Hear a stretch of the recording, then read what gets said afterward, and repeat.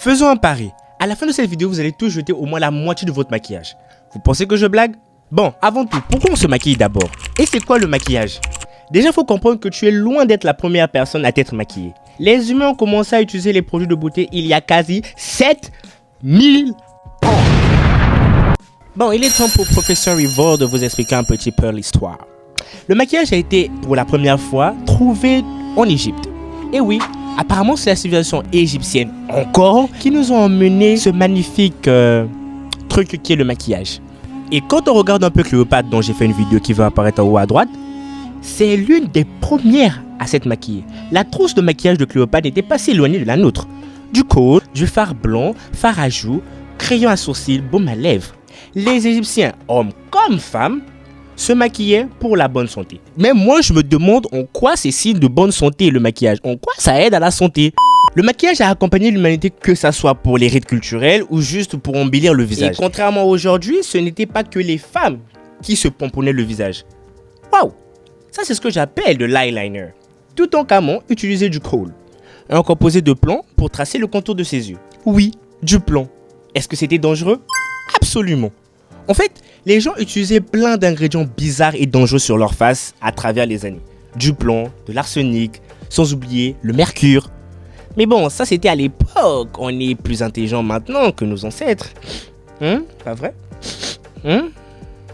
Vous voyez, cette industrie va exploser pour atteindre 716 milliards de dollars en 2025.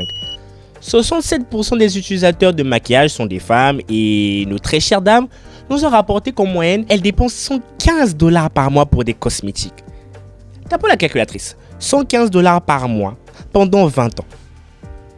27 600 $ pour appliquer du poison. Ça fait beaucoup là, non? Bon, je vais devoir sauver cette industrie, sauver le maquillage et vos peaux par la même occasion. Et pour ça, vous allez devoir répondre à mes questions. Question 1. Comment vous rangez votre maquillage? Dans votre salle de bain? Je crois que tout le monde l'a dit. Bah ouais, logique. La salle de bain est l'endroit le plus évident. C'est pratique, il y a de la lumière, de l'espace et un miroir. C'est parfait pour toutes les bactéries. Non, la salle de bain est le pire endroit où garder son maquillage.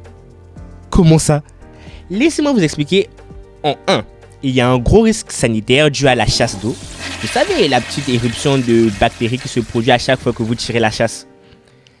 Mais mes toilettes sont éloignées de mon comptoir, tu dis? Ok. Mais je suis sûr que tu utilises un lavabo et une douche. Tant que tu utilises le lavabo ou une douche chaude, tu crées de l'humidité et de la chaleur dans l'environnement. Et tu sais qu'est-ce qui aime la chaleur et l'air humide? La moisissure, les microbes.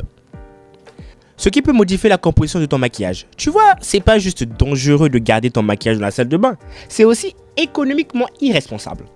Donc, où est-ce que tu dois garder ton maquillage? Dans un endroit frais et sec, à l'abri de ton caca.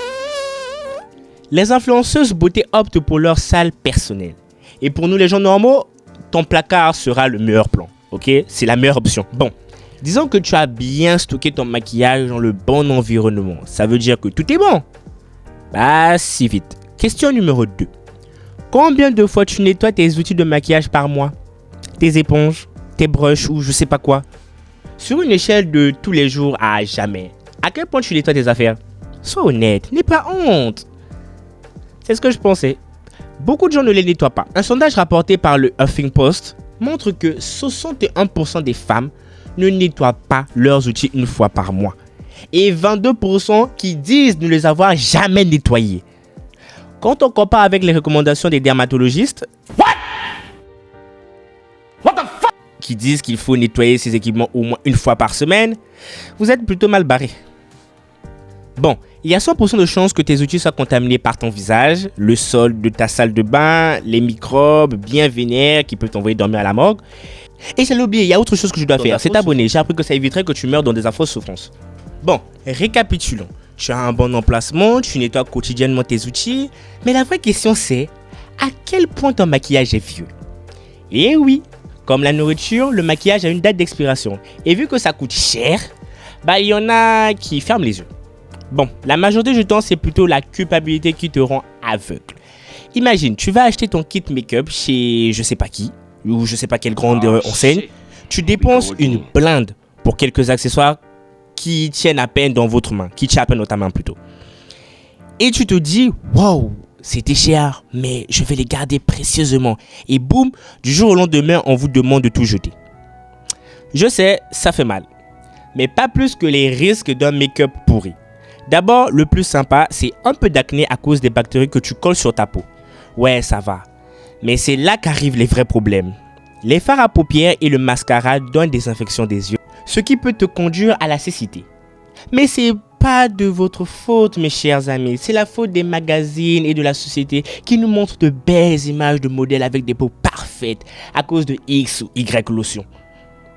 C'est aussi la faute de tous vos influenceurs ou influenceuses qui vous montrent que l'excès égale au succès. Mais la question à 1 million d'euros, doit-on abandonner complètement le maquillage? Bien sûr que non. L'industrie du make-up est immense et ses artisans de réels artistes. En plus, le make-up est une forme d'expression partout, pour tout le monde. Dans un monde idéal, tu dois juste acheter des trucs que tu vas utiliser pour les 6 prochains mois, bien les utiliser et les remplacer, la conscience libre quand leur temps arrive à leur fin. Pense à tout l'espace que tu vas libérer, ton visage, ta peau, ton cerveau et ton portefeuille que tu vas sauver. Et surtout à moi quand vous allez vous abonner à cette chaîne. C'était Revol, bisous et bonne année.